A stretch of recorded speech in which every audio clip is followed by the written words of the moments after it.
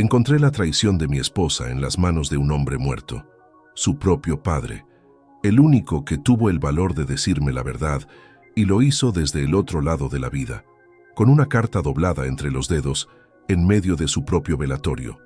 Antes de continuar, suscríbete y activa la campanita, porque cada día publicamos nuevas historias. Deja tu like y cuéntanos en los comentarios desde qué ciudad y país nos ves. Me llamo Carlos Medina Serrano. Tengo 52 años. Soy arquitecto civil senior con estudio propio en Valencia y estuve casado con Lucía Navarro Pedraza durante 26 años. O al menos eso creía yo.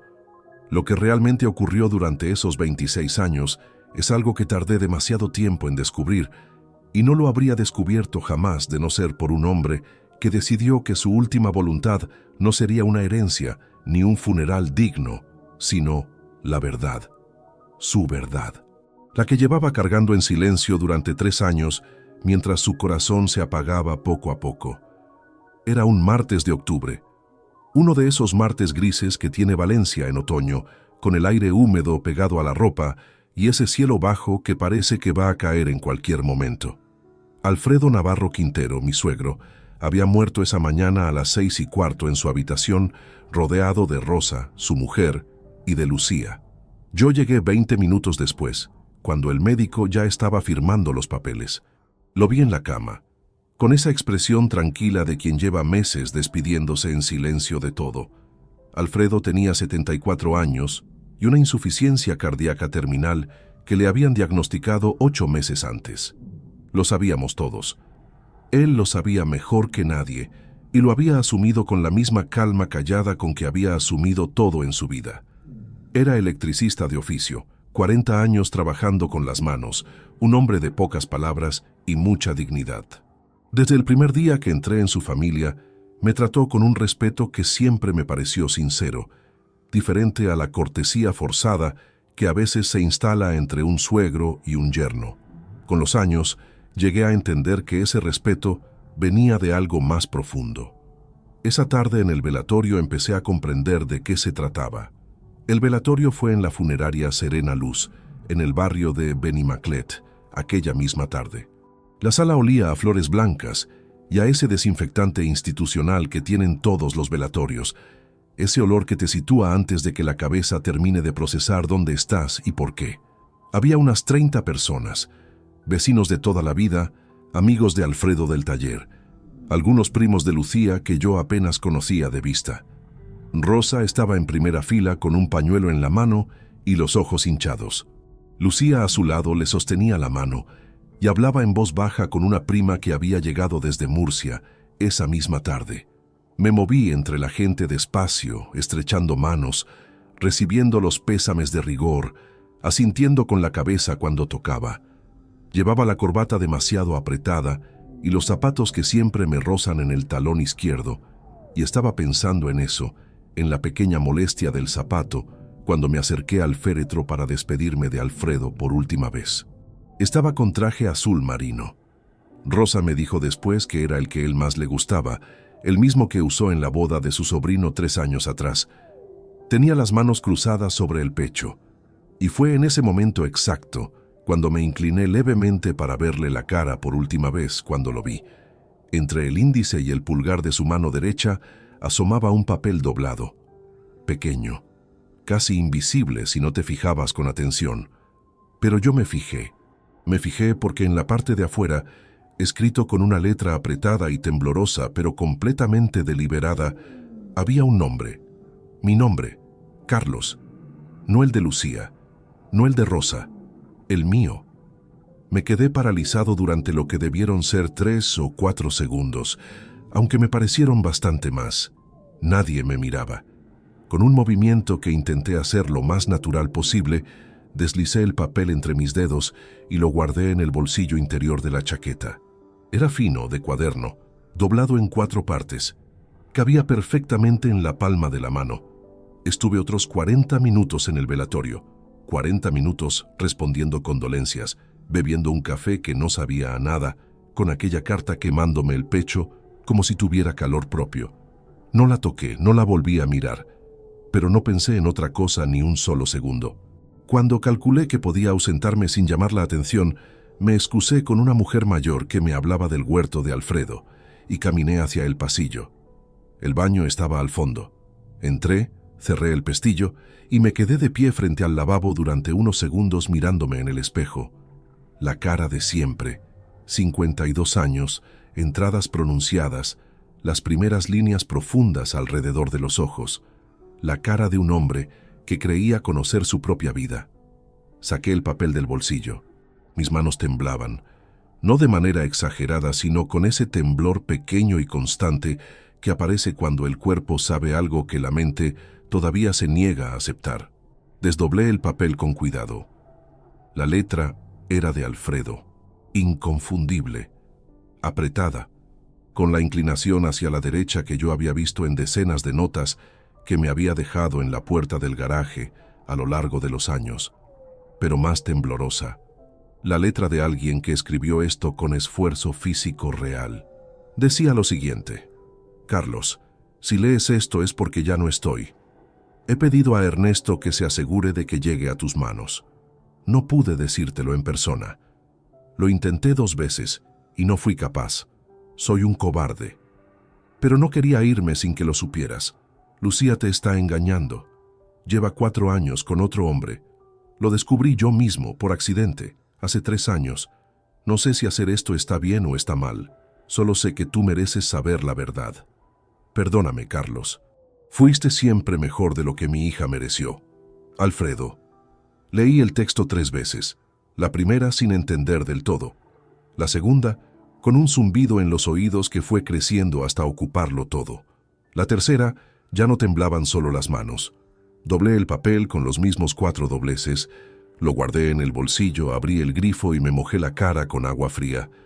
Me miré al espejo de nuevo, el mismo hombre de siempre. Pero algo había cambiado en esos 3 minutos de manera irreversible. Y los dos lo sabíamos, el hombre del espejo y yo. Salí del baño, volví a la sala y me senté junto a Lucía. Ella me miró con los ojos húmedos y apoyó la cabeza en mi hombro unos segundos. Yo miraba el féretro de Alfredo y le decía en silencio lo único que podía decirle, que había recibido su mensaje, que no iba a desperdiciar lo que tanto le había costado entregarme. Volví a casa aquella noche en el coche de Lucía, sentado en el asiento del copiloto, mientras ella conducía con los ojos todavía enrojecidos y la radio apagada. Observé su perfil durante varios kilómetros. La mandíbula firme, la mano izquierda sobre el volante, el gesto concentrado de quien lleva el peso del día encima. 26 años mirando esa cara, 26 años creyendo que la conocía como se conoce el camino de vuelta a casa, sin necesidad de pensar en cada curva. Esa noche no dormí. Lucía se quedó dormida pasada la medianoche, agotada por el duelo y los trámites y las llamadas interminables de parientes.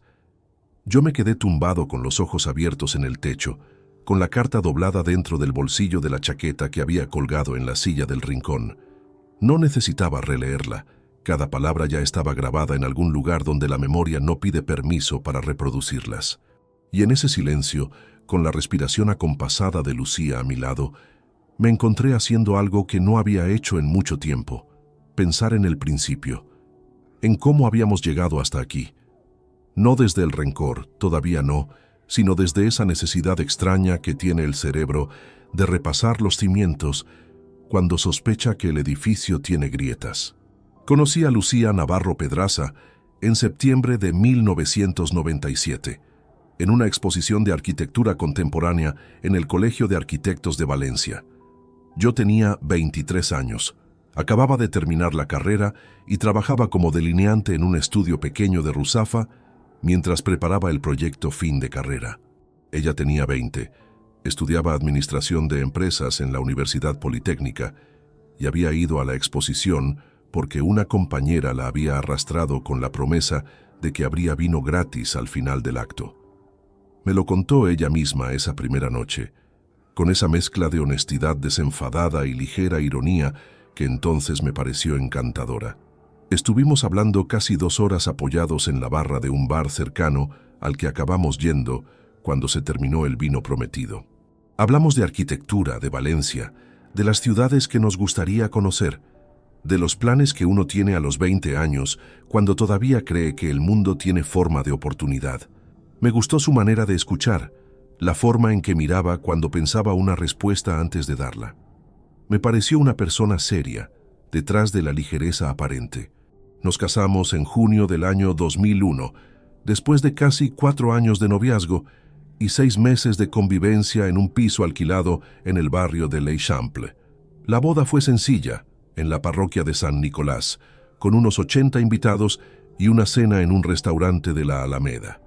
Alfredo me estrechó la mano antes de la ceremonia, con una firmeza que decía más que cualquier discurso. Rosa lloró durante toda la misa. Yo estaba nervioso, pero convencido, completamente convencido. Alejandro nació en marzo de 2003, parto complicado, 31 horas de trabajo y al final cesárea de urgencia. Recuerdo que estuve en el pasillo del hospital durante horas con un café en la mano que se enfrió sin que yo lo bebiera, escuchando cada sonido que venía detrás de esa puerta. Cuando la enfermera salió y me dijo que los dos estaban bien, tuve que apoyarme en la pared. No de alivio, sino porque las piernas simplemente dejaron de sostenerme. Esos primeros años fueron buenos. No perfectos, que los años perfectos no existen, pero sí sólidos.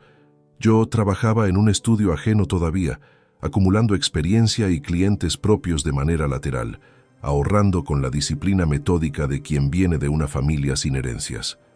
Lucía trabajó en una gestoría hasta que Alejandro cumplió 3 años, y entonces decidió quedarse en casa, decisión que tomamos juntos y que yo sostuve sin condiciones porque era lo que ambos queríamos para el niño. En 2007 abrí Medina Arquitectura, mi propio estudio, en un local de la calle Colón. Fueron 2 años de trabajo salvaje, de llegar a casa cuando Alejandro ya dormía, de fines de semana frente al ordenador, de conversaciones con Lucía que duraban 10 minutos, porque yo siempre tenía algo pendiente en la cabeza. No lo voy a disfrazar. Estaba construyendo algo y lo estaba haciendo a un coste que en aquel momento no calculé bien. El estudio funcionó, no de golpe, sino de la manera en que funcionan las cosas reales. Despacio, con tropiezos, con un cliente difícil que casi me arruina en 2009 y con 3 proyectos institucionales que me dieron credibilidad a partir de 2011. En 2014 compramos el piso donde vivíamos hasta hace poco, en el barrio de Pla del Real. 140 metros, 5ª planta, terraza orientada al sur. Lo elegimos juntos, pero lo pagué yo durante años con el trabajo del estudio. Y en todo ese recorrido, debo reconocerlo porque sería fácil omitirlo, y no pienso hacerlo. Hubo periodos en que fui un marido presente en los papeles y ausente en los hechos.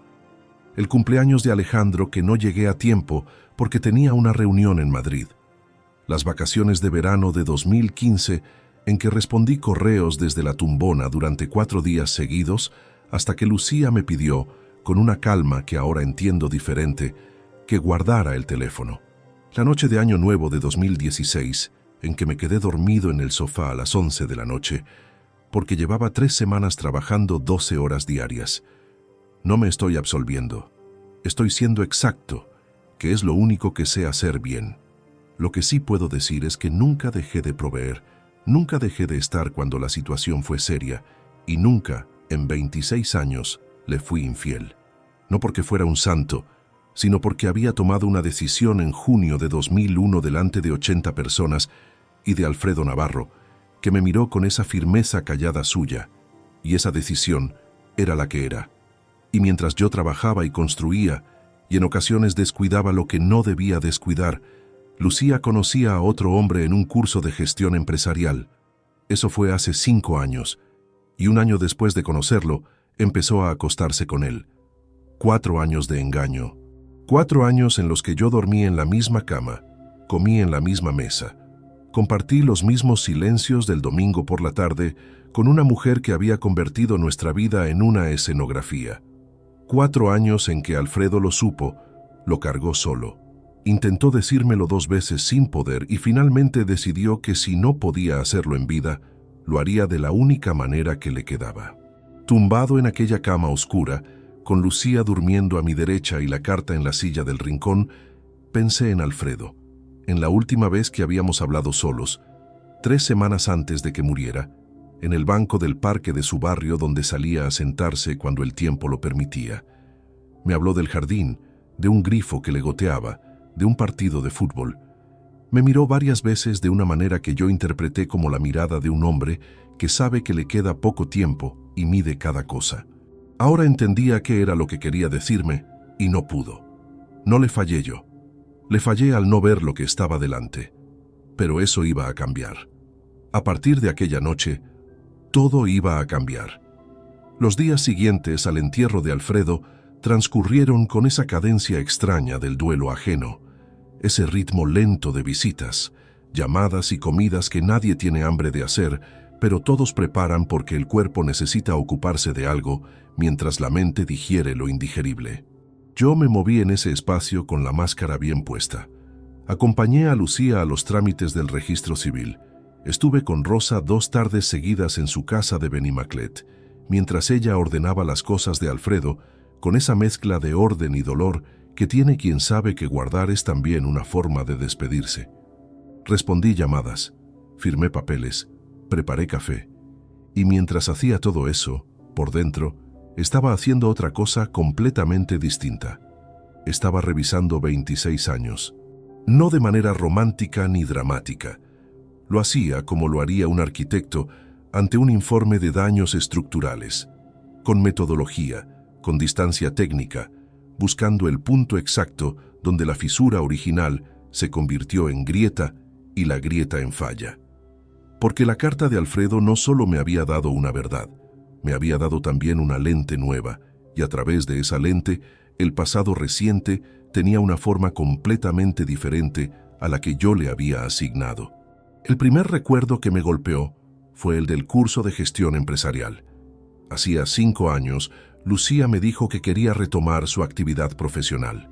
Alejandro ya tenía 16 años. El piso estaba pagado en más de la mitad, y ella sentía que necesitaba volver a tener proyección propia. Me pareció razonable, me pareció bien. Se inscribió en un programa de gestión para pymes que organizaba una consultora privada en el centro de Valencia. 4 meses, 2 tardes por semana y algunos sábados por la mañana. Lo que no calculé entonces fue que esos 4 meses se extendieron. Primero hubo un módulo adicional opcional al que ella decidió apuntarse. Después, un grupo de trabajo que se reunía de manera informal para desarrollar un proyecto conjunto. Después, contactos profesionales que derivaron en almuerzos, en reuniones, en una red de conocidos que yo nunca terminé de conocer bien porque Lucía los mencionaba de pasada, con la naturalidad de quien habla de algo irrelevante. Yo escuchaba, asentía y seguía con lo mío. El estudio iba bien ese año, teníamos 2 proyectos de envergadura en paralelo y mi cabeza estaba donde siempre estaba cuando las cosas iban bien, en el trabajo. Víctor Salinas entró en esa historia en algún punto de aquellos 4 meses, y yo no presté ninguna atención. El segundo recuerdo llegó con más fuerza, de esos que duelen no por lo que significan, sino por lo evidentes que resultan a posteriori. Fue en febrero, hace 3 años, un sábado por la tarde. Lucía salió a hacer unos recados y tardó casi 4 horas. Cuando volvió traía 2 bolsas pequeñas de una tienda de ropa. Estaba de buen humor y olía diferente. No a perfume distinto, sino a la ausencia del perfume que normalmente usaba. Ese olor neutro de quien se ha duchado en otro lugar. Yo estaba en el estudio en casa revisando planos y lo percibí. Lo percibí con claridad y lo que hice fue archivarlo bajo una categoría que el cerebro tiene reservada para las cosas que no quiere procesar. Le di una explicación alternativa sin pedirle ninguna cuenta a la realidad. Pensé de manera literal que quizás se había probado perfumes en alguna tienda y se había lavado el suyo sin querer. Y seguí con los planos. El tercer recuerdo era más antiguo, un viaje a Madrid, hace 2 años y medio, que en principio iba a durar 2 días y acabó durando 4. El motivo que me dio fue que una de las personas con las que se reunía había tenido un contratiempo y habían tenido que reorganizar las reuniones. Me lo comunicó por mensaje de texto. Yo respondí con un «de acuerdo, avísame cuando sepas la vuelta». Y no volví a pensar en ello hasta que llegó el jueves por la noche con una maleta que claramente contenía más ropa de la que había llevado el lunes. No le pregunté de dónde había sacado la ropa adicional. Tenía una cena con un cliente al día siguiente y estaba repasando mentalmente los puntos del proyecto. Así de sencillo, así de imperdonable.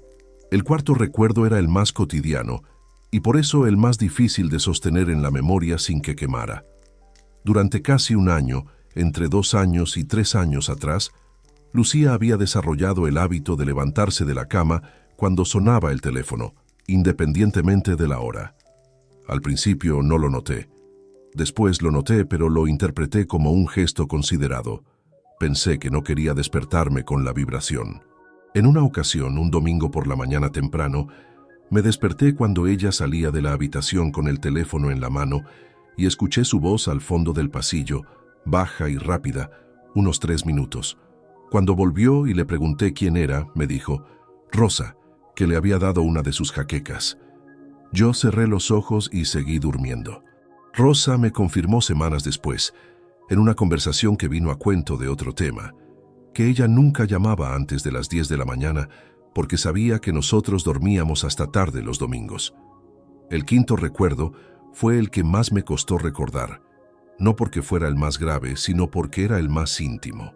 Hacía aproximadamente 18 meses, después de una cena tranquila en casa, Lucía y yo habíamos tenido una de esas discusiones pequeñas que no se originan en nada concreto, sino en la acumulación silenciosa de distancia. Ella me dijo algo que en ese momento interpreté como frustración pasajera. A veces siento que vivo con alguien que me ve sin mirarme. Yo respondí con algo defensivo. Creo que hablé del trabajo, de todo lo que sostenía, de que el cansancio no era indiferencia. Nos fuimos a dormir sin resolver nada. Ahora, 4 días después del velatorio de Alfredo, esa frase tenía otra dimensión. Porque una mujer que lleva más de 2 años con otro hombre y le dice a su marido que se siente invisible, no está pidiendo más atención. Está construyendo una coartada emocional. Está redactando en voz alta la justificación que necesita para seguir haciendo lo que hace. Y yo se la había entregado sin saberlo. Me senté en el sillón de mi despacho en casa un miércoles por la tarde, con Lucía en el mercado y Alejandro en su propio apartamento, y estuve mirando la pared durante un tiempo que no medí. No lloraba. Todavía no. Había algo frío y ordenado instalándose en el lugar donde horas antes había solo confusión. Era rabia, sí, pero una rabia que no necesitaba explotar para existir. Era el tipo de rabia que se convierte en combustible cuando uno decide no malgastarla. Y en ese despacho, rodeado de los planos de 3 proyectos que yo había construido desde cero, con mi propio nombre, tomé una decisión que no tenía retorno. No iba a confrontar a Lucía con la carta de su padre. No todavía. Primero necesitaba saber exactamente con qué estaba lidiando. Necesitaba nombres, fechas, cifras, pruebas que no dependieran de la letra temblorosa de un hombre muerto.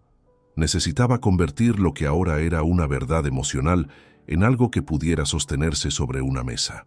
Abrí el cajón inferior del escritorio, saqué una libreta que usaba para apuntes de obra y escribí en la primera página en blanco 2 palabras.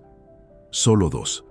Ignacio Blanco, mi amigo de 20 años, abogado, el único hombre al que iba a contarle esto antes de moverme un solo centímetro en cualquier dirección. Llamé a Ignacio Blanco Teruel al día siguiente, un jueves por la mañana, desde el coche aparcado en el garaje del estudio con el motor apagado. No desde casa, no desde ningún lugar donde Lucía pudiera escuchar, ni siquiera de manera accidental, ni siquiera una sola palabra suelta que le diera la menor pista de lo que estaba ocurriendo dentro de mi cabeza. Ignacio y yo nos conocemos desde la facultad. Él estudió Derecho en la misma universidad donde yo estudié Arquitectura.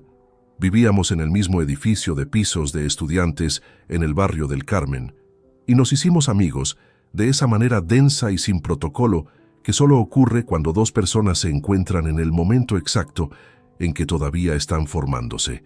Tiene 54 años. Despacho propio en la calle Cirilo Amorós, especialidad en derecho civil y de familia, y es el hombre más metódico que conozco después de mí mismo. Cuando descolgó el teléfono y escuchó mi tono, no me preguntó qué pasaba. Me preguntó dónde estaba y si podía hablar. Le dije que estaba solo y empecé a contarle. Tardé casi 20 minutos, no porque la historia fuera complicada de narrar, sino porque me detuve varias veces. No de emoción, sino de precisión. Quería que Ignacio tuviera los hechos exactos, sin interpretación añadida, sin el ruido que pone el dolor encima de las cosas cuando uno habla desde dentro del golpe. Le conté el velatorio, la carta, las palabras exactas de Alfredo. Le conté los recuerdos de los últimos años que había estado revisando. Le conté que llevaba 4 días durmiendo al lado de Lucía sin haber dicho nada, sin haber cambiado un gesto, sin haber dado ninguna señal. Cuando terminé, Ignacio estuvo en silencio unos segundos. Después dijo: «Bien, lo primero que necesito es que no hagas nada todavía. Nada de nada. Ni una pregunta, ni un comentario, ni un cambio de actitud que ella pueda percibir. ¿Puedes hacer eso?». Le dije que sí, y era verdad. No sé si en otro momento de mi vida hubiera podido, pero en ese punto el estado en que me encontraba no era de impulsividad, sino de algo más parecido al entumecimiento funcional. Me movía, trabajaba, comía, dormía, respondía cuando me hablaban. Por dentro era como si alguien hubiera bajado el termostato varios grados y todo funcionara en un régimen de mínimos. Quedamos para vernos esa misma tarde, a las 6 en su despacho. El día se hizo largo de una manera que no tiene que ver con las horas, sino con la densidad de cada minuto. Estuve en el estudio hasta las 5, revisé unos planos de un proyecto de rehabilitación en el Cabanyal que teníamos en fase de ejecución. Respondí 2 correos. Hablé con mi aparejadora sobre un problema de humedades en la planta baja. Todo normal. Todo exactamente igual que cualquier otro jueves de los últimos años. Esa capacidad de funcionar en paralelo, de mantener la superficie intacta mientras por debajo ocurre algo completamente distinto, me sorprendió a mí mismo. No sé si era fortaleza o disociación. Probablemente las 2 cosas. A las 6 en punto, estaba en el despacho de Ignacio. Su secretaria, Amparo, una mujer de unos 50 años que lleva con él desde que abrió el bufete, me hizo pasar directamente. Ignacio estaba de pie junto a la ventana, con una taza de café en la mano y la americana colgada en el respaldo de la silla. Cuando entré, cerró la puerta con cuidado y señaló el sillón frente a su escritorio. No me preguntó cómo estaba. Me conoce demasiado bien para eso. «Cuéntame otra vez desde el principio», dijo, esta vez con más detalle en lo económico. «Cuentas conjuntas, propiedades, de qué vive ella, qué maneja». Estuvimos casi 2 horas. Ignacio tomaba notas en un bloc amarillo con una pluma estilográfica. Hacía preguntas cortas y concretas. Pedía que precisara fechas cuando yo era vago. Fue un ejercicio extraño, casi clínico, como si estuviéramos hablando de un caso ajeno. Y en cierto modo eso ayudó, porque cuando el dolor no tiene espacio para expandirse, resulta más manejable. Al final Ignacio cerró el bloc, dejó la pluma encima y me miró. «La carta de Alfredo es un punto de partida moral, no legal», dijo. «Es decir, te da a ti la certeza de lo que ocurre, pero ante un juez no tiene el peso suficiente para sustentar un proceso por infidelidad con desvío patrimonial. Necesitamos pruebas propias, documentadas, obtenidas con método». Le pregunté qué proponía. «Un investigador privado, uno bueno. Yo tengo uno con quien he trabajado en 3 casos de familia en los últimos 2 años. Se llama Marcos Delgado Ruiz, 48 años, ex inspector de policía, serio y discreto. No es barato, pero hace las cosas bien y con criterio legal, que es lo que importa aquí. Lo que obtenga tiene que poder presentarse». Anoté el nombre en el móvil. Después pregunté algo que llevaba 2 días rondándome. ¿Cuánto tiempo iba a durar todo esto? Ignacio recostó la silla levemente hacia atrás. «Si la situación es lo que describes, y yo creo que lo es, Marcos necesitará entre 2 y 4 semanas para tener algo sólido. Después analizamos lo que haya y decidimos cómo proceder. El divorcio por causa de infidelidad comprobada sumado a desvío de fondos conyugales si lo hay, te coloca en una posición muy favorable en cuanto al reparto patrimonial, pero hay que hacerlo con orden.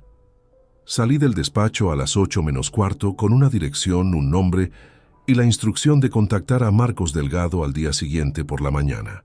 El aire de la calle era fresco, ya había oscurecido, y la gente pasaba en los dos sentidos con esa prisa del final del día laboral que tiene Valencia entre semana. Yo me quedé un momento en la acera sin moverme. No sentía alivio exactamente, sentía algo diferente, más parecido a la solidez que da tener un plan concreto frente a una amenaza que hasta entonces solo había tenido la forma del shock. Había algo que hacer, y mientras hubiera algo que hacer, podía contenerme. Llegué a casa a las 9 menos 20. Lucía estaba en la cocina terminando de cenar. Me preguntó cómo había ido el día, y yo respondí que bien, que había tenido reunión larga con un cliente. Ella asintió, me ofreció que había pasta en el fuego, y volvió a mirar el teléfono que tenía apoyado en el borde de la encimera.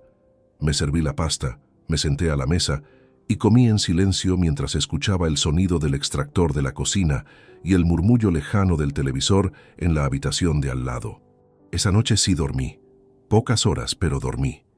Y justo antes de perder la conciencia, en ese territorio vago entre el pensamiento y el sueño, me vino a la mente la cara de Alfredo en el caixón, con las manos cruzadas y el papel entre los dedos, y le dije en silencio lo mismo que le había dicho la tarde del velatorio, solo que esta vez con más convicción, que lo había recibido, que no iba a desperdiciarlo.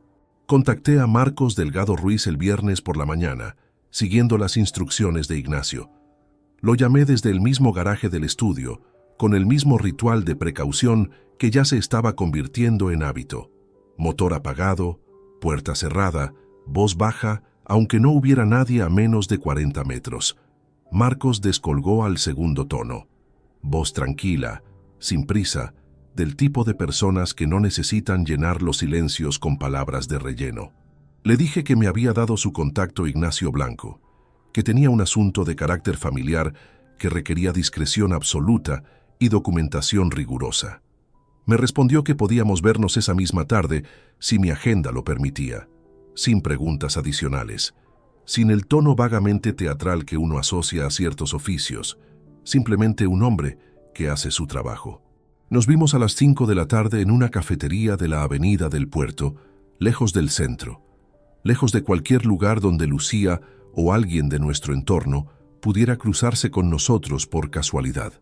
Marcos Delgado tenía 48 años, constitución compacta, pelo canoso cortado muy corto y unos ojos grises que daban la sensación de estar catalogando todo lo que entraba en su campo visual sin ningún esfuerzo aparente.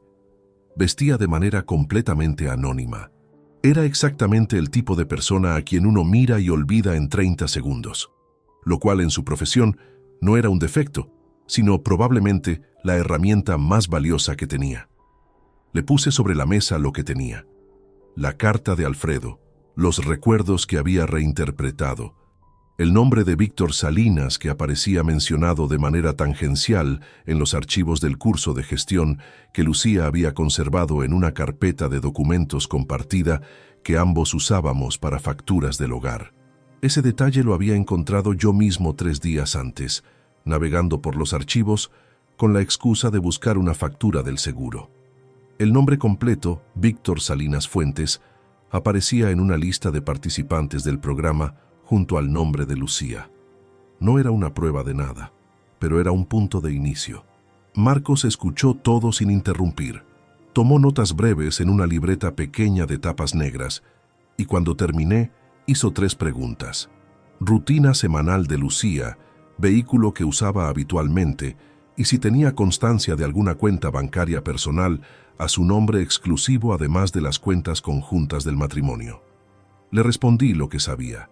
Para la tercera pregunta no tenía respuesta segura, y eso en sí mismo ya era información. Acordamos sus honorarios, 1.200 euros por las primeras 2 semanas de trabajo, con un informe parcial al final de la primera semana y el informe completo al cierre. Si la investigación requería extenderse, lo hablaríamos en ese momento con los resultados sobre la mesa. Le entregué un sobre con 600 euros en efectivo como anticipo, tal como había acordado previamente con Ignacio. Marcos lo guardó sin contarlo. Me dio una tarjeta con un número de teléfono escrito a mano al dorso, diferente al que yo había llamado por la mañana. Me explicó que ese era el número exclusivo para nuestro caso y que cualquier comunicación debía hacerse únicamente por ahí.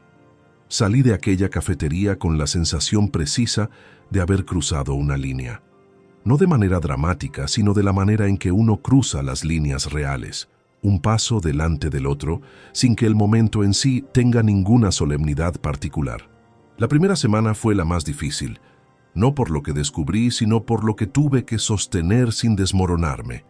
Vivir en la misma casa que Lucía, con toda aquella maquinaria, funcionando en silencio, requería una concentración que al final del día me dejaba agotado de una manera que no tenía nada que ver con el trabajo. Era el agotamiento específico de quien interpreta un papel durante 16 horas seguidas.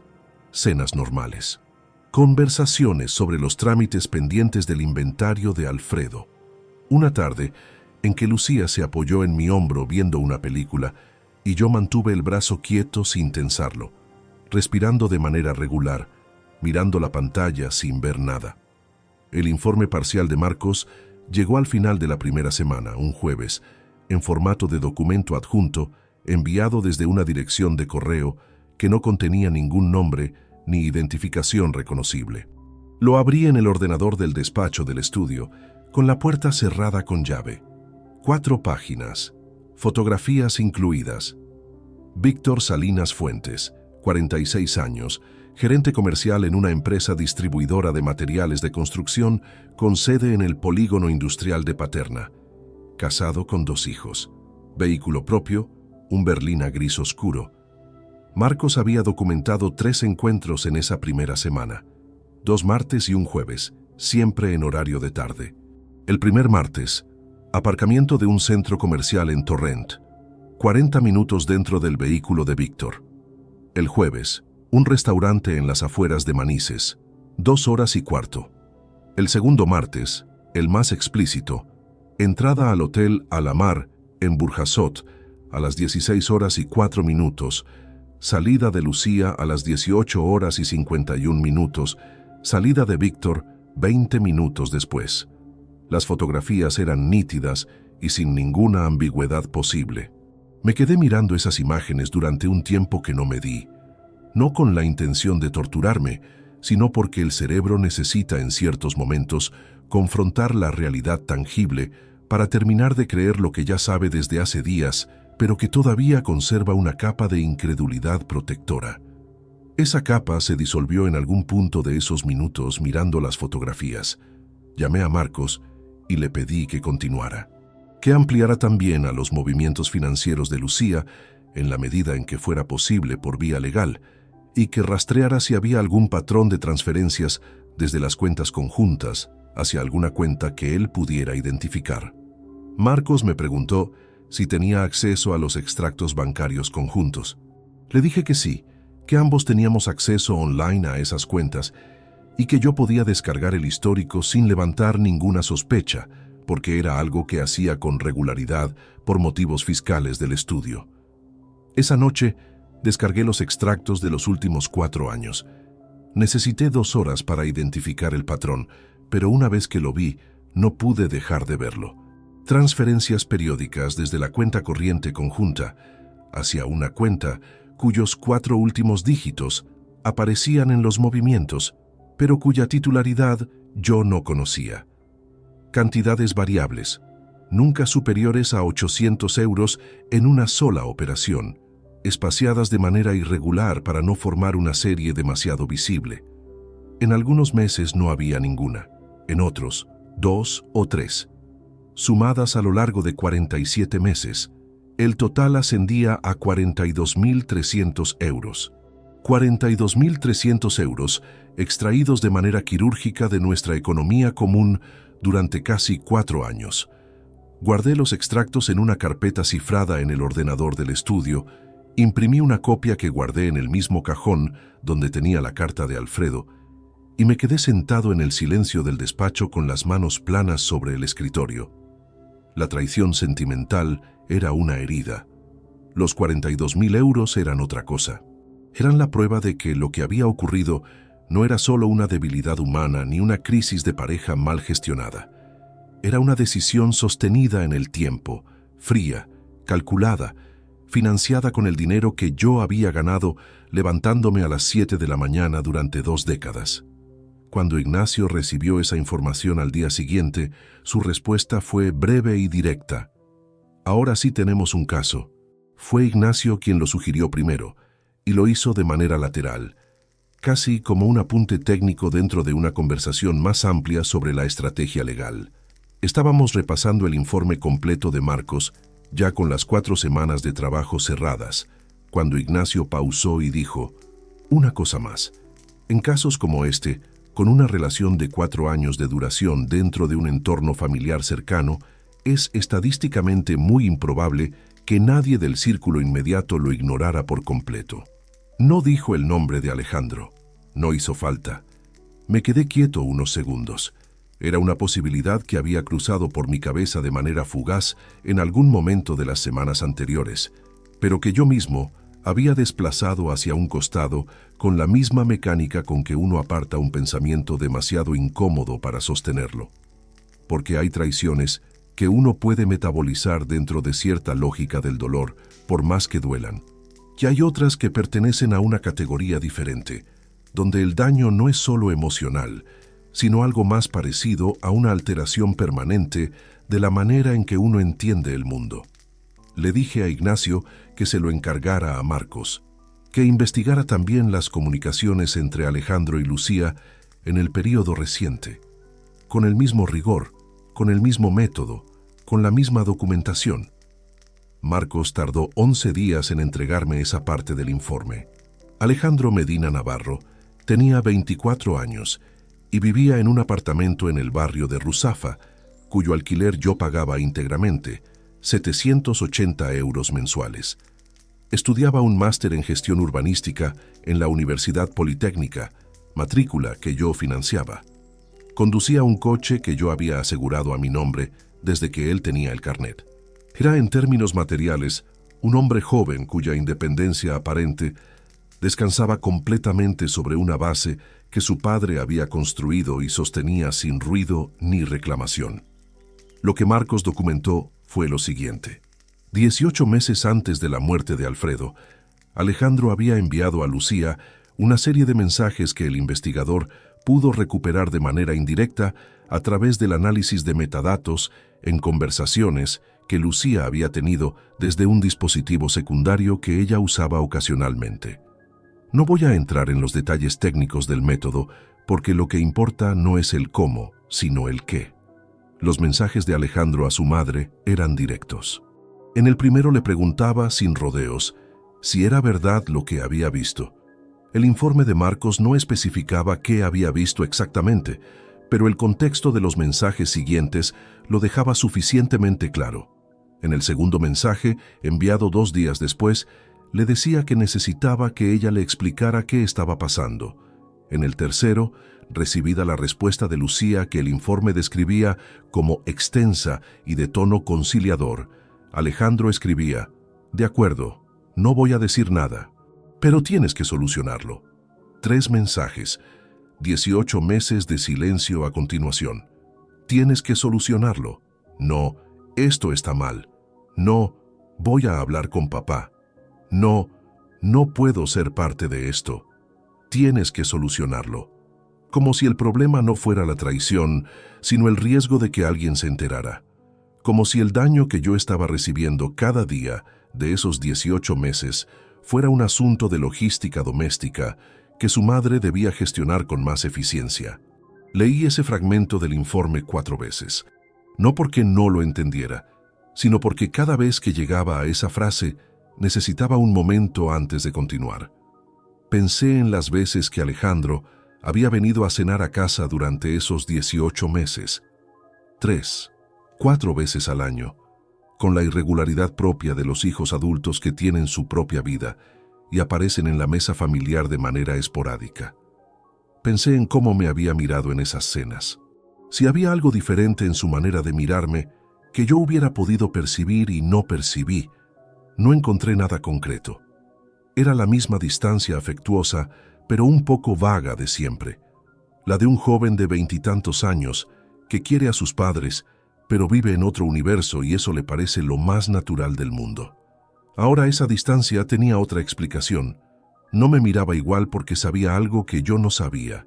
Y había elegido saberlo y callarlo durante 1 año y medio, mientras yo compartía mesa, casa y vida con una mujer que le era infiel con la complicidad tácita de su propio hijo. Llamé a Ignacio esa tarde, no para pedirle consejo, sino porque necesitaba decírselo a alguien en voz alta para que dejara de girar solo dentro de mi cabeza. Ignacio escuchó. Cuando terminé dijo, ¿cómo estás?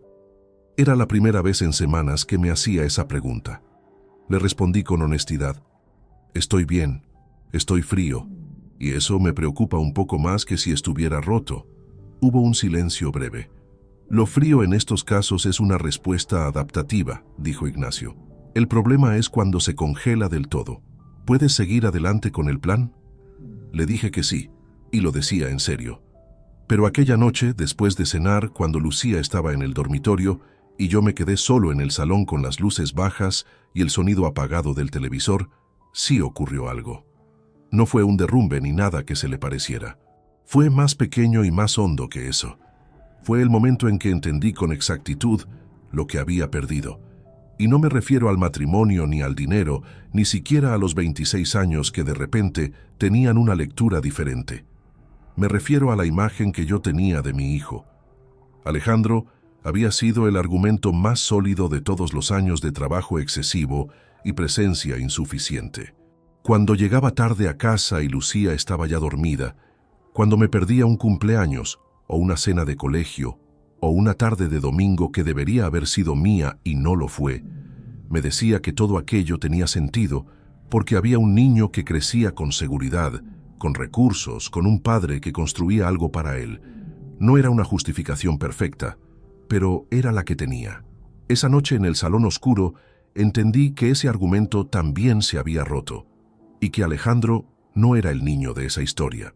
Era un hombre de 24 años que había tomado una decisión adulta con consecuencias adultas y que tendría que asumir que las decisiones de ese tipo tienen un precio que se paga, no con gritos, no con reproches en una llamada de teléfono a medianoche, con la misma frialdad metódica con que yo estaba gestionando todo lo demás. Guardé el informe de Marcos en la misma carpeta cifrada donde tenían los extractos bancarios y las fotografías. Apagué el ordenador, me levanté del sofá y fui a la cocina a beber un vaso de agua. Afuera llovía, uno de esos aguaceros cortos y densos que tiene Valencia en noviembre, con el ruido del agua en el cristal de la ventana y el reflejo de las farolas en el asfalto mojado de la calle. Me quedé mirándolo un momento con el vaso en la mano. Tenía 2 traiciones documentadas, un abogado con un caso sólido, un investigador con un dossier completo y la paciencia suficiente para esperar el momento exacto. Lo único que quedaba por decidir era cuándo. Ignacio tenía una manera particular de trabajar que yo había observado durante 20 años de amistad sin nunca necesitar apreciarla desde tan cerca. Separaba los asuntos en capas, como si cada problema fuera un plano de construcción con distintos niveles superpuestos, que debían analizarse por separado antes de entenderse como conjunto. Cuando nos sentamos a diseñar la estrategia completa, un lunes por la mañana a puerta cerrada en su despacho, lo primero que hizo fue sacar 4 folios en blanco y escribir un encabezado diferente en cada uno. El primero decía patrimonio, el segundo pruebas, el tercero procedimiento, el cuarto, que dejó a un lado con cierta deliberación, Alejandro. Empezamos por el primero, dijo. El análisis patrimonial fue el más técnico y también el que más me sorprendió. No por su complejidad, sino por la solidez de mi posición, que era bastante mejor de lo que yo mismo habría estimado de manera intuitiva. Medina Arquitectura estaba constituida como sociedad limitada con un único socio, yo. el local de la calle Colón, el equipamiento, la cartera de clientes, los proyectos en curso, todo bajo mi titularidad exclusiva. El piso de Pla del Real, 140 metros donde vivíamos, figuraba en el registro de la propiedad a nombre de ambos cónyuges al 50%, comprado durante el matrimonio en régimen de gananciales. Un apartamento en Gandía, que habíamos adquirido hace 9 años como segunda residencia, mismo régimen. Una cuenta de inversiones en un fondo de renta fija, abierta a mi nombre exclusivo antes del matrimonio y mantenida de manera independiente, con un saldo actual de 87.000 euros.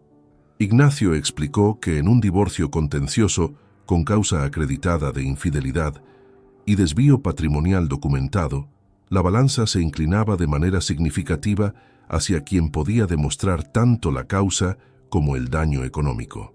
Los 42.300 euros extraídos de la cuenta conjunta constituían malversación de fondos conyugales, figura que en el procedimiento de liquidación de gananciales podía reclamarse con intereses. La cuenta de inversiones, al ser anterior al matrimonio, quedaba completamente fuera del reparto. El estudio, al estar constituido como sociedad independiente, requería valoración pericial, pero permanecía bajo mi control operativo en todo caso. ¿Qué quieres conservar con prioridad absoluta?, me preguntó Ignacio. No tardé en responder: el estudio y el apartamento de Gandía. El piso de Pla del Real lo había convertido en símbolo de algo que ya no existía, y no tenía ningún interés emocional en conservarlo. Que se vendiera en la liquidación y se repartiera lo que correspondiera. Ignacio anotó eso en el primer folio con la pluma y lo subrayó 2 veces. Pasamos al segundo folio. Las pruebas que teníamos eran, según Ignacio, más que suficientes para sostener un procedimiento contencioso. El informe de Marcos con las fotografías y los registros de hotel cubría la infidelidad con solidez documental. Los extractos bancarios con el análisis del patrón de transferencias cubrían el desvío económico. La carta de Alfredo, si bien no tenía valor probatorio directo en términos estrictos, sí podía incorporarse como documento de referencia en la narrativa del caso, especialmente dado su carácter testamentario informal. Los jueces son personas, dijo Ignacio con su tono seco habitual, y una carta escrita por un padre moribundo tiene un peso moral que ninguna defensa puede ignorar completamente.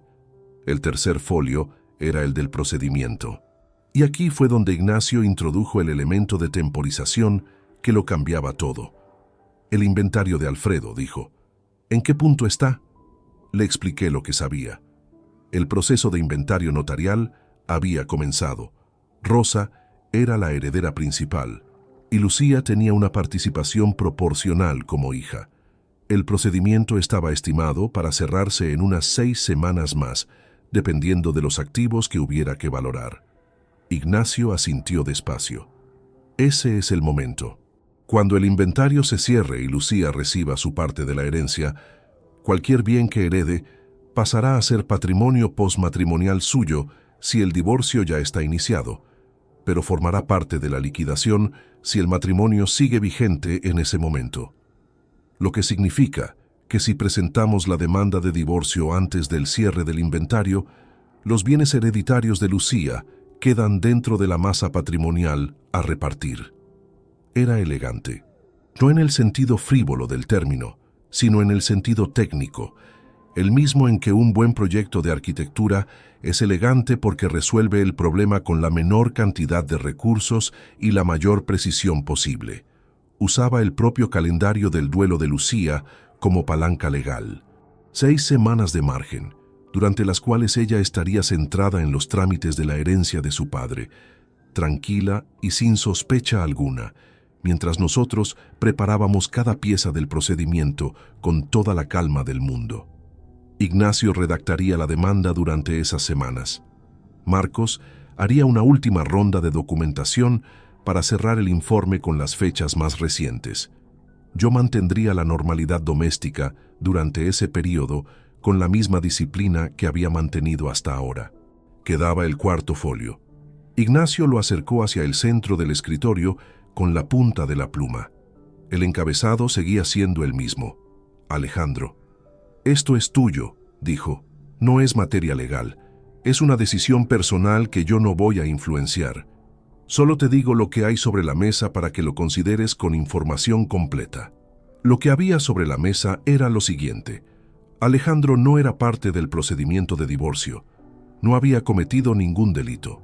Lo que había hecho tenía un nombre más antiguo y más difícil de gestionar que cualquier figura jurídica.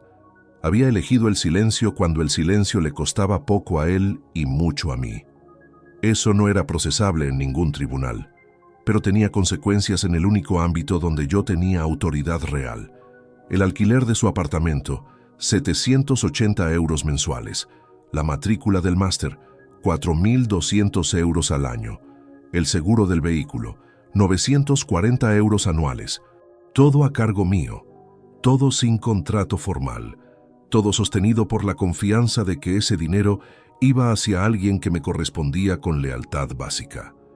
Esa confianza tenía ahora una fisura documental de 18 meses de antigüedad y 3 mensajes de texto de anchura. No tomé la decisión en ese despacho, me la llevé conmigo, la cargué durante días como se carga algo que pesa, pero que uno sabe que tendrá que depositar en algún momento. La fui sosteniendo mientras organizaba los últimos detalles con Ignacio, mientras Marcos cerraba su trabajo, mientras las semanas pasaban con esa cadencia doble de superficie tranquila y fondo en movimiento constante.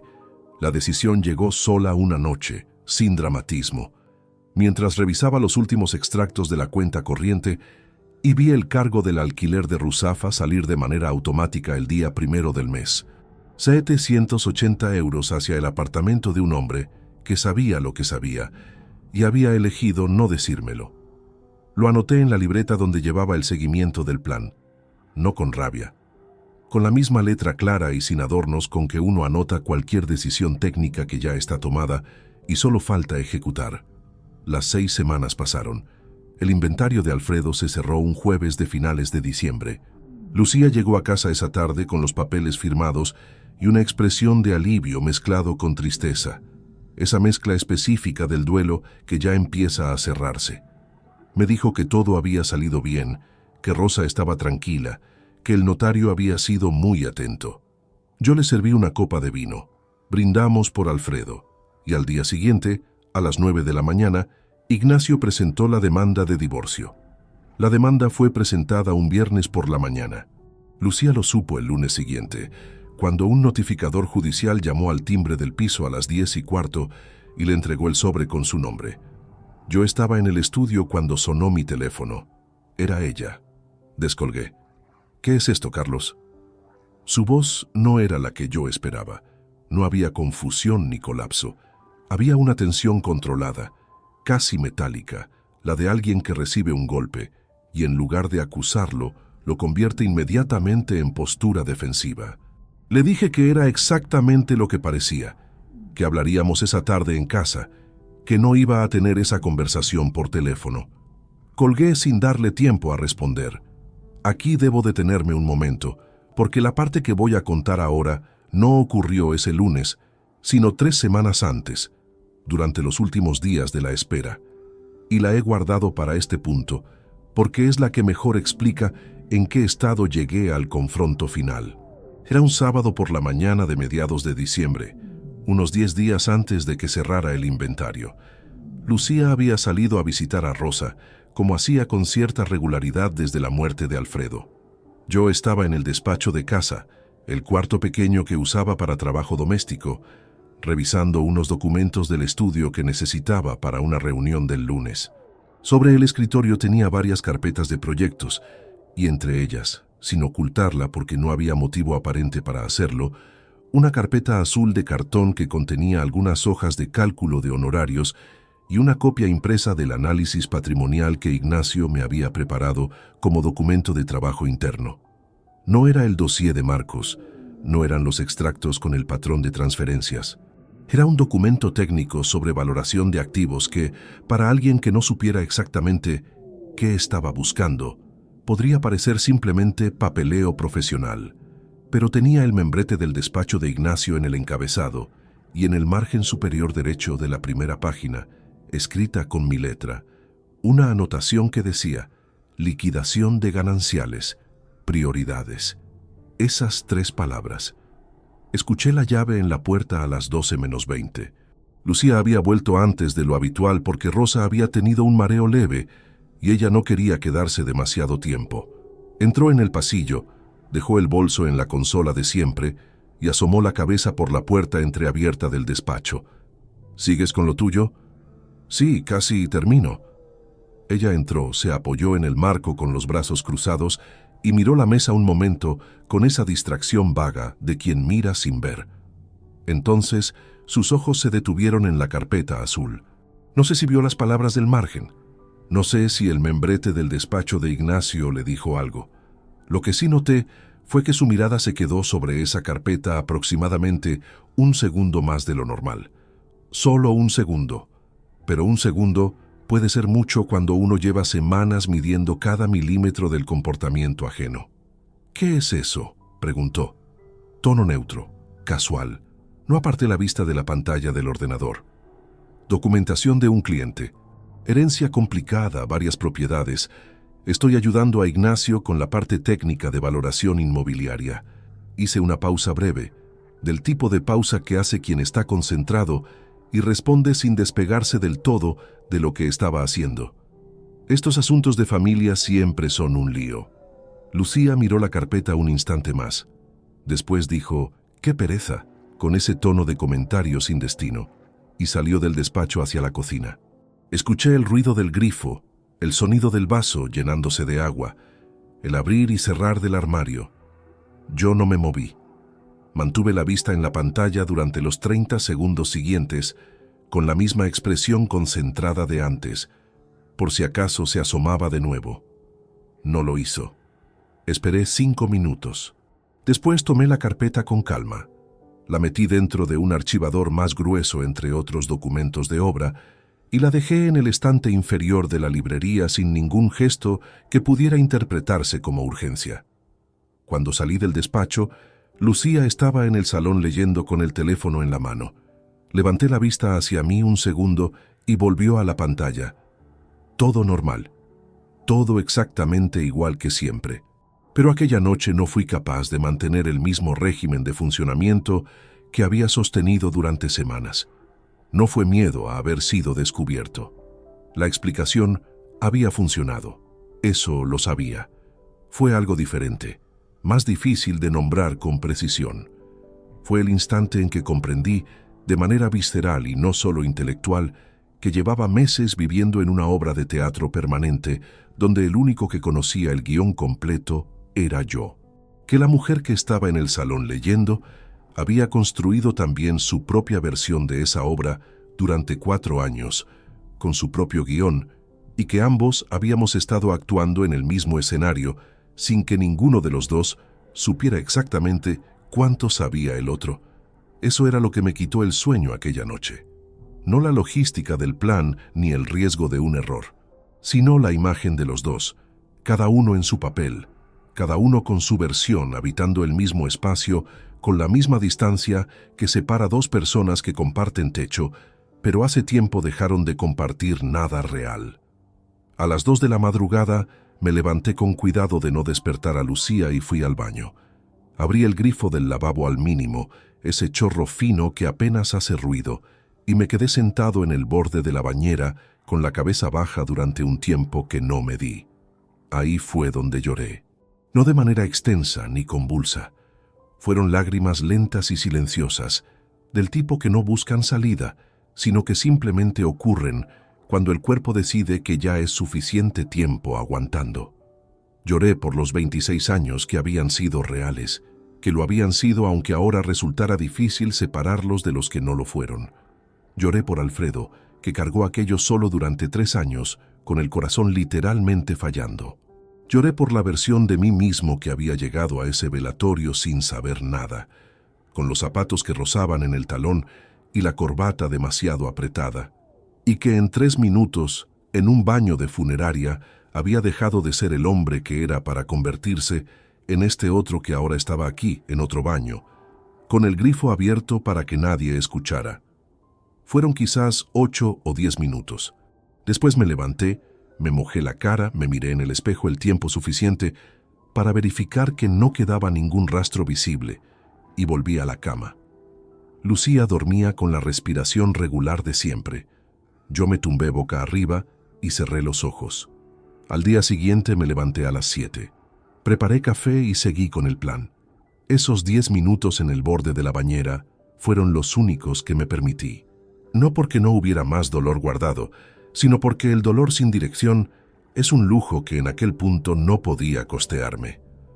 Lo que sí me llevé de esa noche fue algo inesperado, una especie de ligereza, como si esos minutos hubieran liberado suficiente presión para que el resto pudiera seguir funcionando con más precisión todavía. 3 semanas después, Lucía recibió el sobre del notificador judicial, y yo estaba en el estudio, con el teléfono en la mano, escuchando su voz metálica al otro lado de la línea, perfectamente tranquilo. Llegué al piso de Pla del Real a las 7 de la tarde con Ignacio a mi lado. Habíamos quedado en el garaje del estudio a las 6:30 y habíamos ido juntos en su coche, sin apenas hablar durante el trayecto.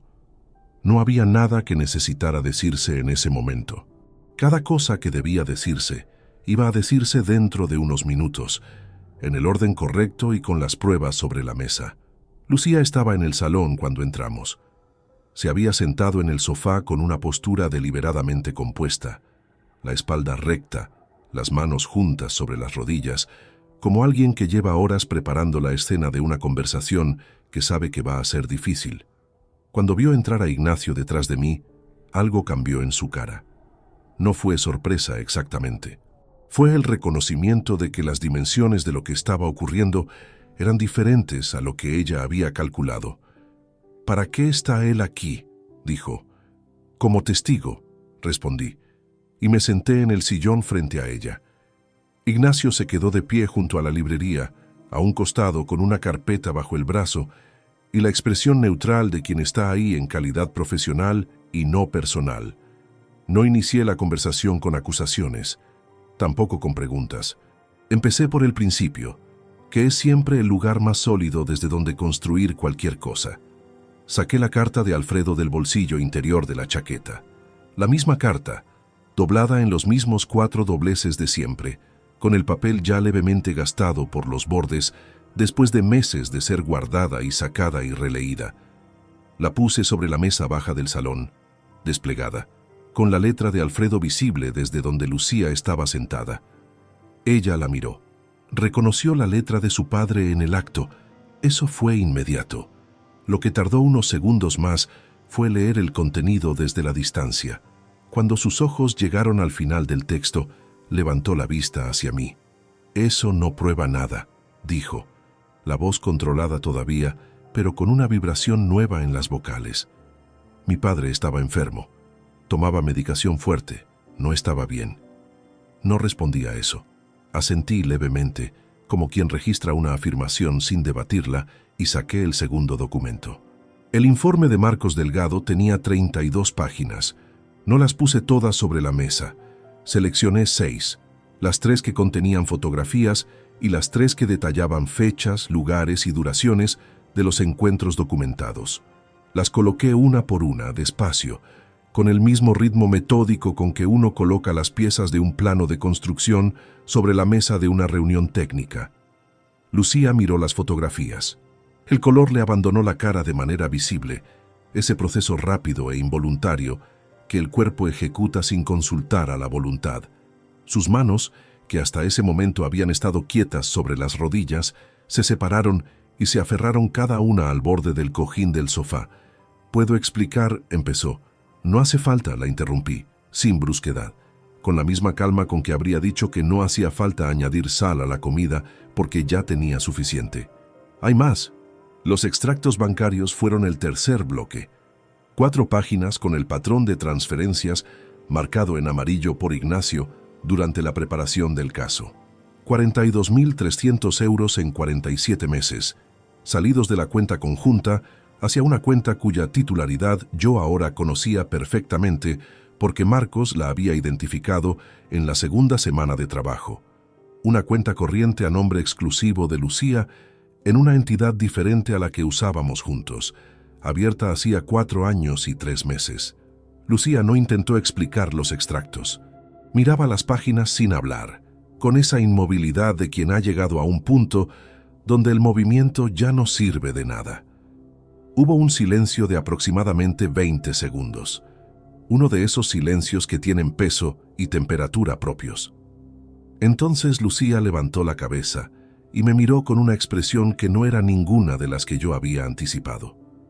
No era rabia, ni súplica, ni derrumbe. Era algo más parecido al agotamiento. Como si el esfuerzo de mantener todo aquello en pie durante 4 años hubiera terminado en ese preciso momento y el cuerpo simplemente acusara el cese. ¿Cuánto tiempo llevas sabiendo?, preguntó. Desde el velatorio de tu padre.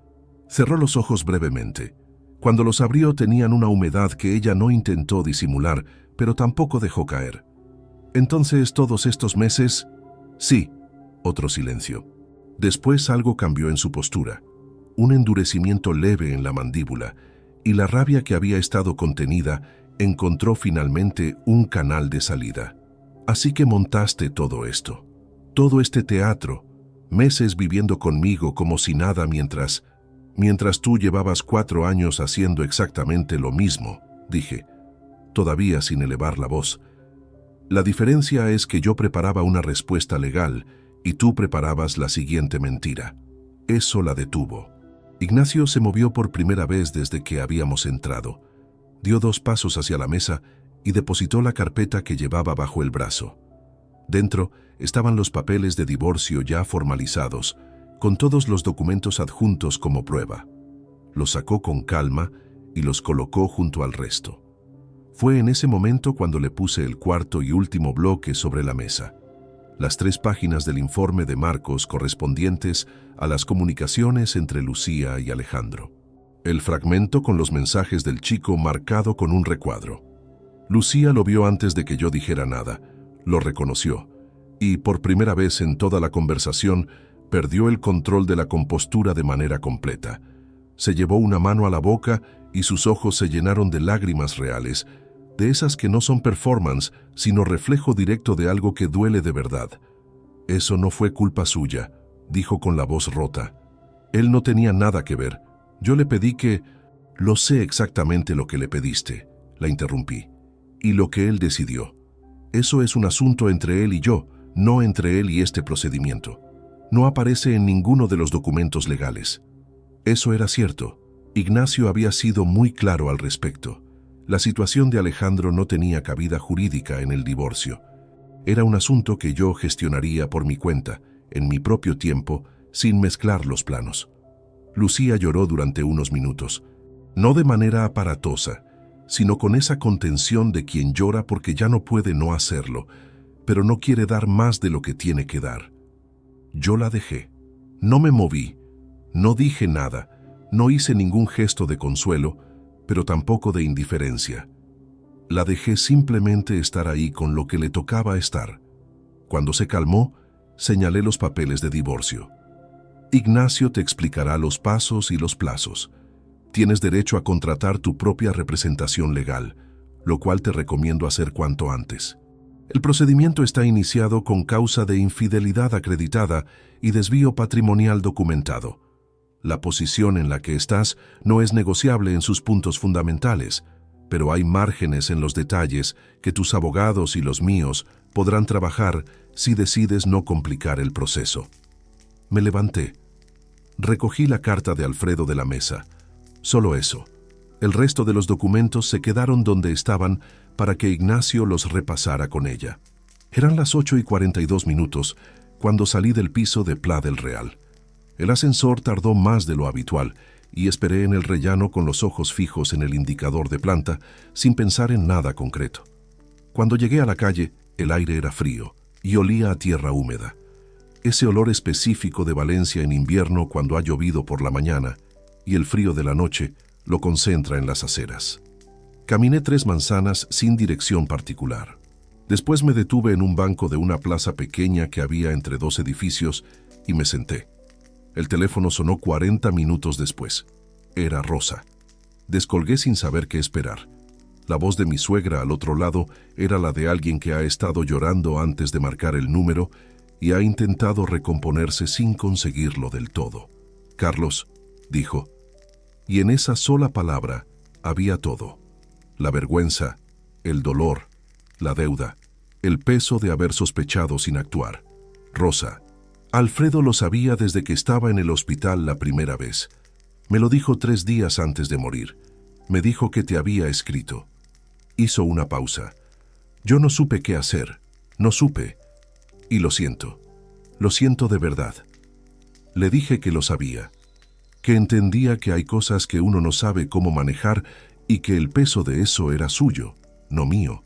Que no había nada entre ella y yo que necesitara resolverse, porque ella no me había hecho ningún daño. Hubo un silencio largo. Después Rosa dijo con una voz muy baja: «Eras mejor de lo que ella mereció». Alfredo lo decía siempre. No respondí a eso. Le deseé buenas noches con calma y colgué. Me quedé en ese banco un rato más con el teléfono en la mano y el frío de la noche instalándose poco a poco en la tela del abrigo. Las farolas de la plaza proyectaban círculos amarillos sobre el adoquín mojado.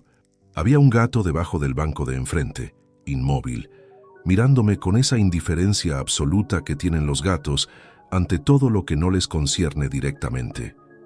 Le devolví la mirada un momento. Después guardé el teléfono en el bolsillo, junto a la carta de Alfredo, y me levanté.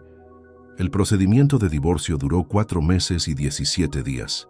No fue rápido, pero tampoco fue la guerra de desgaste que algunos divorcios contenciosos se convierten cuando ambas partes deciden quemar todo lo que no pueden llevarse.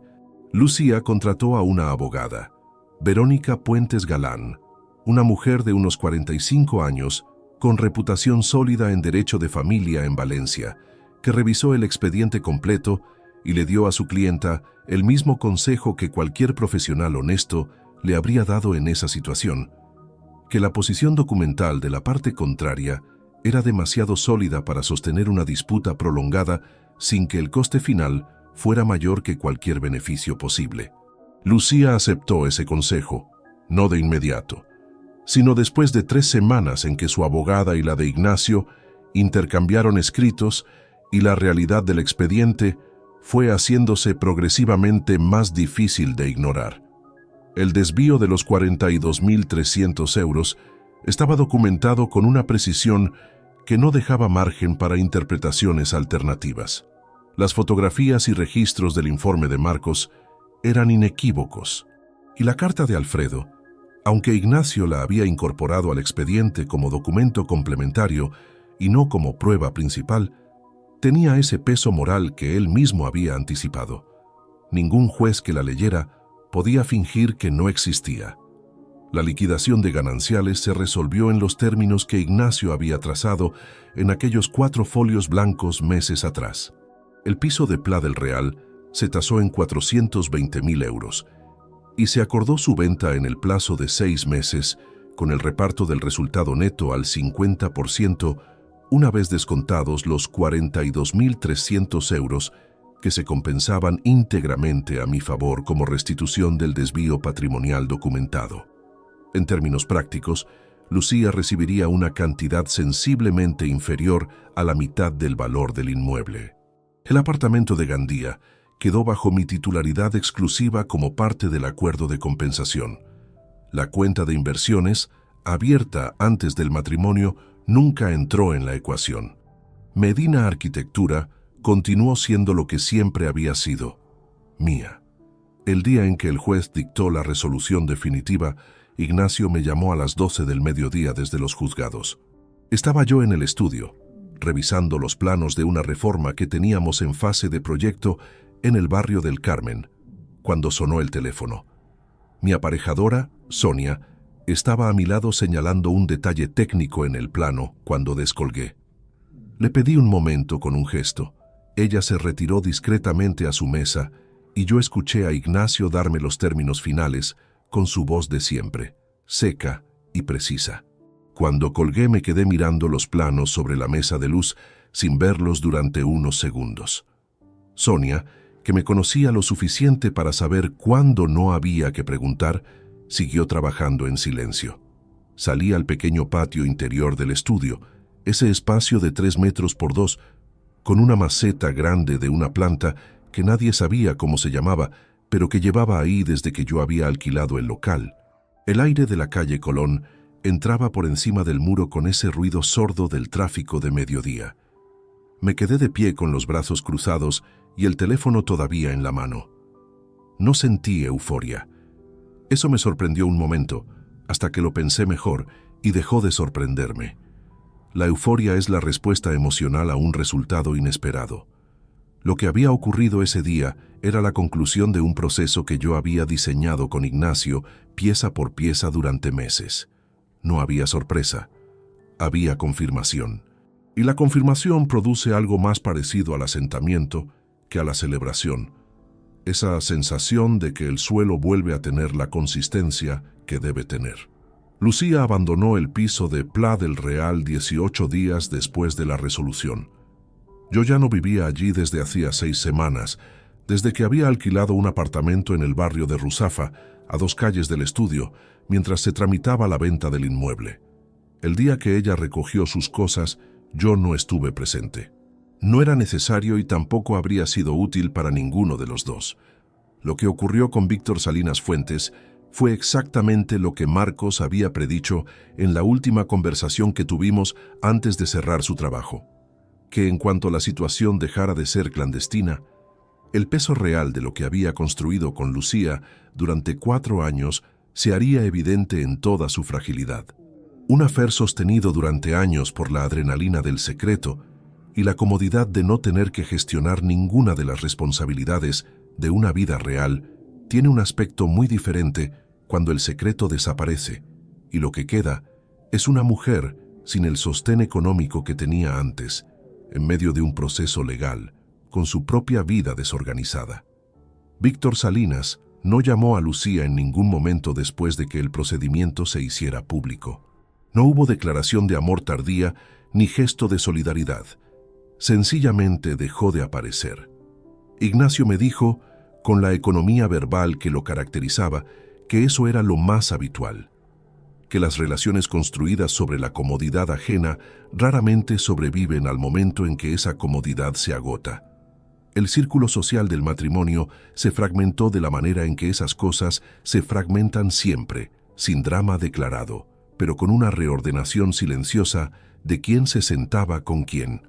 2 parejas con las que habíamos compartido cenas durante años mantuvieron el contacto conmigo. El resto derivó de manera natural hacia una u otra orilla sin que nadie lo organizara explícitamente. Esas pérdidas colaterales son las que menos se anticipan y las que resultan más difíciles de metabolizar. No porque sean injustas, sino porque representan el inventario de todo lo que fue compartido y ya no puede serlo. Rosa me llamó 3 veces durante esos meses. Conversaciones breves, cordiales, sin que ninguno de los dos empujara hacia terrenos que todavía no tenían la temperatura adecuada para pisarlos. En la tercera llamada, me preguntó si podía pasar a verme en el apartamento nuevo. Le dije que sí. Vino un sábado por la tarde con un recipiente de arroz con leche que había preparado ella misma, la misma receta de siempre, la que hacía para las reuniones de familia. Se sentó en la cocina del apartamento pequeño de Ruzafa y estuvimos hablando casi 2 horas de Alfredo, de sus años como electricista, de la primera vez que habían ido juntos a la costa en un coche que se averiaba en cada viaje. No hablamos de Lucía ni del procedimiento. No hizo falta. Cuando se fue, me quedé con el recipiente vacío en las manos y un silencio en el apartamento que no era incómodo, sino simplemente el silencio de un espacio que todavía está aprendiendo a ser habitado.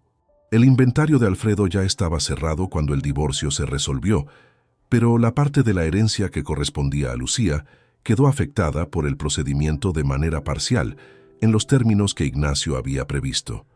No fue un golpe definitivo, pero sí redujo significativamente el margen con el que ella había contado para reordenar su situación económica. Las cuentas cuadraban de una manera que tenía más que ver con la planificación que con la suerte. El piso de Pla del Real se vendió 3 meses y medio después de la resolución judicial. a 417.000 euros. Una vez aplicadas las compensaciones y los costes del proceso, la liquidación final dejó en mi cuenta una cifra que me permitía mantener el apartamento de Gandía sin hipoteca y reforzar la cuenta de inversiones hasta los 140.000 euros. Fue Ignacio quien me lo comunicó con los números exactos, por teléfono, una tarde de martes. Lo escuché. Anoté las cifras en la libreta de tapas negras que había usado durante todo ese proceso y le di las gracias. «¿Cómo estás?», me preguntó. La misma pregunta de siempre, la que él reservaba para los momentos en que la respuesta importaba de verdad. Le dije la verdad, que estaba bien. No de manera forzada ni performativa, sino genuinamente bien, con todos los matices que tiene ese adjetivo cuando uno lo dice habiendo pasado por lo que había pasado. Que había noches en que el apartamento de Ruzafa era demasiado silencioso, y otras en que ese silencio era exactamente lo que necesitaba, que el estudio funcionaba y los proyectos avanzaban y que había redescubierto el hábito de salir a caminar por las mañanas antes de llegar al trabajo, algo que no había hecho en años. Ignacio escuchó todo eso y después dijo, con una sequedad afectuosa, que era su manera particular de expresar lo que otros expresarían de manera más elaborada. «Bien, eso es bien». Colgamos. Fui a la ventana del estudio y miré la calle Colón con sus árboles todavía sin hoja de ese invierno que ya empezaba a ceder. La maceta del patio interior seguía ahí, con su planta innombrable más verde que nunca. Quedaba un último asunto pendiente. El único que yo había decidido gestionar a mi propio tiempo, sin prisa, sin apoyo externo, con la misma frialdad metódica que había caracterizado todo lo demás. Pero con una diferencia. Este no era un asunto de papeles, ni de documentos, ni de cifras. Era un asunto de un hombre y su hijo. Alejandro me llamó por primera vez 2 semanas después de que la demanda de divorcio fuera notificada a su madre. No respondí. Me dejó un mensaje de voz de 3 minutos donde decía que quería hablar, que entendía que yo estuviera enfadado, que las cosas no eran tan simples como parecían. Escuché el mensaje una vez, lo guardé y seguí con lo que estaba haciendo. La segunda llamada fue 10 días después. Tampoco respondí. La tercera vez no llamó. Apareció directamente en el estudio un martes por la mañana, a las 11:15, sin avisar.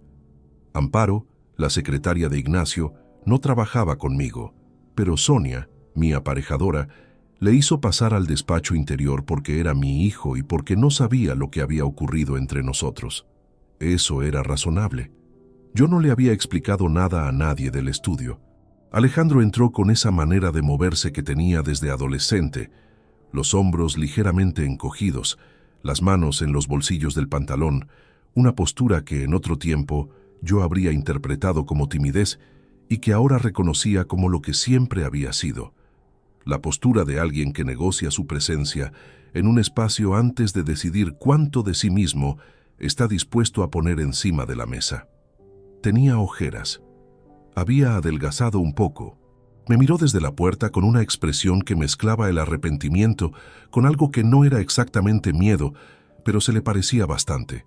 «Papá», señalé la silla frente al escritorio. Se sentó.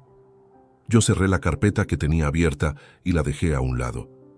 Le di el tiempo suficiente para que empezara él, porque me parecía lo mínimo que podía hacer, escucharle antes de hablar. Tardó unos segundos en encontrar el inicio. Después, habló durante casi 10 minutos. Me dijo que lo había pasado muy mal desde que su madre le contó que el divorcio estaba en marcha, que no había sabido cómo manejar lo que había descubierto 18 meses antes, que tenía miedo de destruir la familia si lo decía, y miedo de destruir algo dentro de él si no lo decía, que había tomado la decisión equivocada y lo sabía, que me pedía que lo entendiese. Escuché todo sin interrumpirle. Cuando terminó, el despacho se quedó en silencio durante unos segundos. Le respondí con calma, sin elevar la voz, sin el temblor que a veces tienen las conversaciones donde el dolor no ha terminado de asentarse. Le dije que lo había escuchado, que entendía que a los 23 años, cuando su madre le puso delante de esa situación, no tenía los recursos emocionales para gestionarla de la manera correcta, que eso lo comprendía sin ningún problema. Lo que no podía comprenderlo de la misma manera era lo que había ocurrido durante los 18 meses siguientes.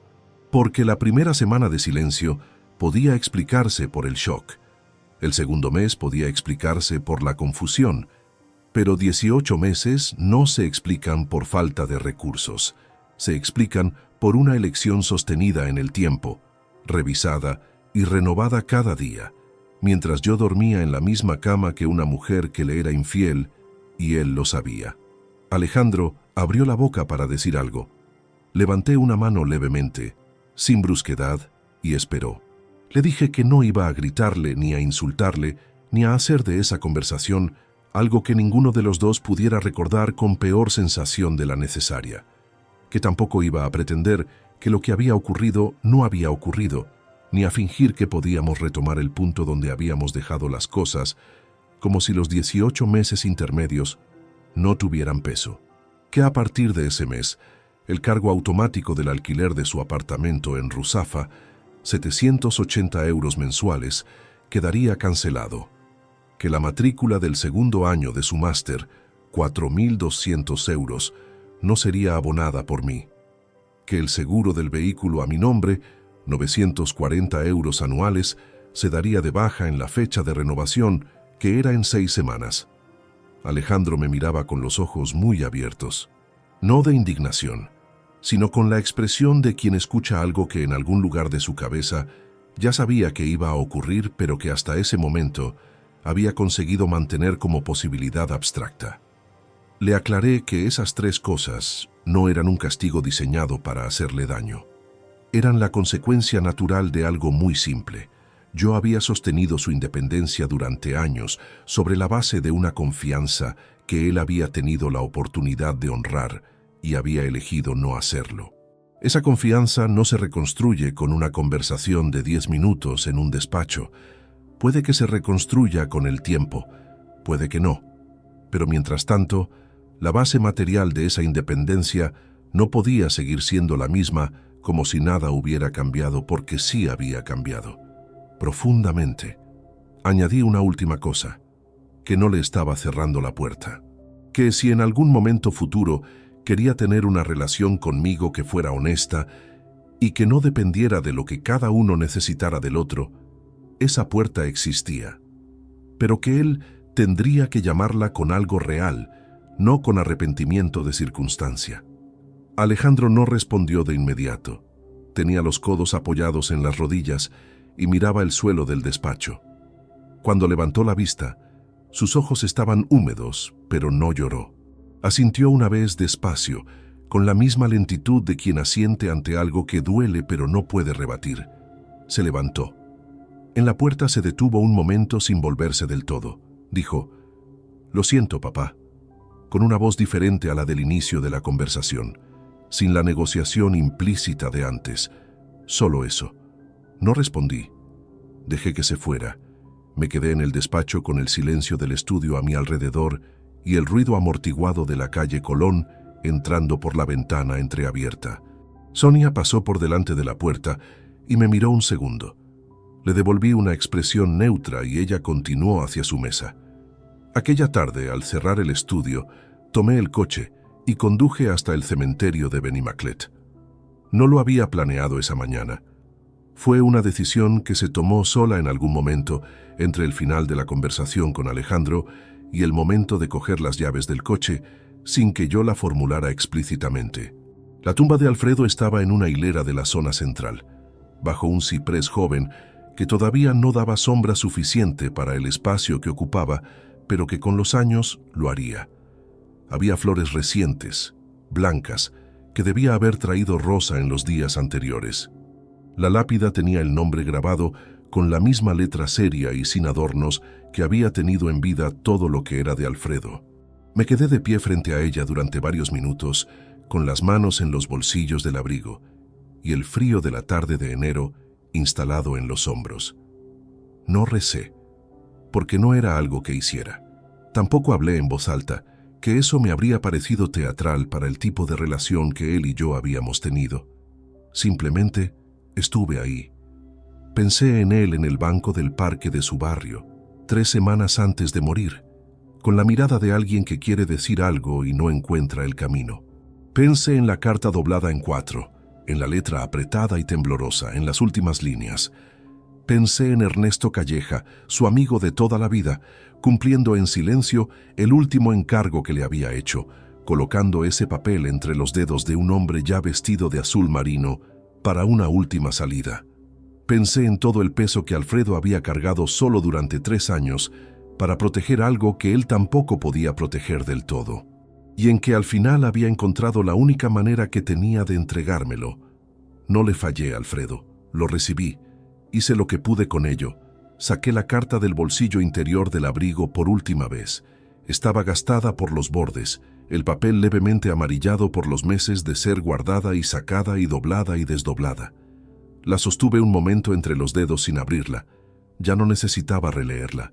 Cada palabra llevaba meses formando parte de algo que ya no era solo un texto, sino la estructura entera de lo que había ocurrido desde aquel martes de octubre en la funeraria de Benimaclet. La guardé de nuevo en el bolsillo. Me quedé un momento más. El ciprés joven se movía levemente con el aire frío de la tarde.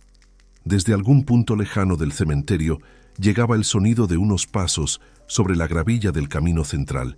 Alguien que venía o se iba. No supe cuál de las dos cosas. Me despedí de Alfredo de la única manera que tenía sentido entre él y yo. En silencio, con la cabeza levemente inclinada, el gesto exacto con que él me había saludado la primera vez que entré en su casa, 26 años atrás. Volví al coche. Arranqué. Conduje hacia Ruzafa con las luces de Valencia encendiéndose una a una en el atardecer de enero, ese momento preciso en que la ciudad cambia de color sin que nadie lo ordene, simplemente porque ha llegado la hora. En el apartamento nuevo, sobre la mesa pequeña del salón dejé la carta de Alfredo. No escondida, no archivada, simplemente ahí, doblada en 4, con mi nombre visible en la parte de fuera. El único hombre de aquella familia que había tenido el valor de ser honesto merecía al menos eso, no ser guardado en un cajón. Si esta historia te ha gustado, apóyanos con un like, suscríbete al canal y déjanos tus opiniones en los comentarios. Para escuchar la siguiente historia, haz clic en la caja que aparece a la izquierda. Gracias por acompañarnos.